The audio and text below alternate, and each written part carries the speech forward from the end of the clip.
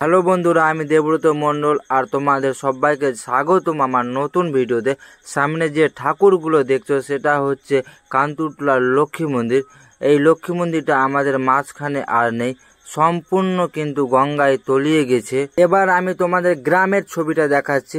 দেখতেই পাচ্ছ একদম ঘর বাড়ির পাশেই কিন্তু গঙ্গা নদী, আর এই গঙ্গা নদীর আতঙ্কে মানুষ কিন্তু ঘর বাড়ি ভাঙছে। সামনে দেখতেই পাচ্ছ ভাঙছে, আর গঙ্গা নদীটা সম্পূর্ণই কিন্তু এই দিকে ভিতরে চলে এসছে, তোমরা দেখতে পাচ্ছ। আর সামনে যে মাটির ঘরটা টালি সাজানো আছে সেই ঘরটা কিন্তু অর্ধেকটা পড়ে গেছে। আর গ্রামবাসীদের অবস্থা কিন্তু খুব খারাপ।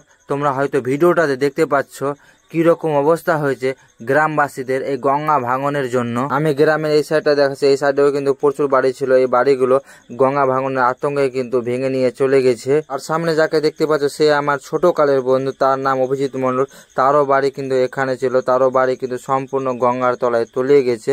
আর সামনে হচ্ছে লক্ষ্মী মন্দির, লক্ষ্মী মন্দিরের একটু আগে হনুমান মন্দির। সেই মন্দিরগুলো আমাদের মাঝখানে আর নেই, সম্পূর্ণ গঙ্গার তলায় তলিয়ে গেছে। আর কিভাবে গঙ্গা ভাঙন হচ্ছে আমি তোমাদের একটু দেখাচ্ছি। দেখতে পাচ্ছ জলের স্রোতটা যে ঘুরছে, এর জন্য প্রচুর পরিমাণে কিন্তু গঙ্গা ভাঙন হচ্ছে। সামনে দেখো, তোমাদের সামনে একটা ছোট্ট গাছ নদীতে পড়ে যাচ্ছে।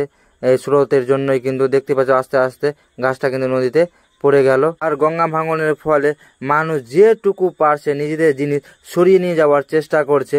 তোমরা হয়তো ভিডিওটা দেখতেই পাচ্ছ, যারা যেটুকু পারছে নিজেদের জিনিসপত্র সরিয়ে নিয়ে যাচ্ছে। তো ভিডিওটা এখানে শেষ করলাম, আবার দেখা হবে নতুন ভিডিওতে। ভিডিওটা শেষ পর্যন্ত দেখার জন্য তোমাদের অসংখ্য ধন্যবাদ।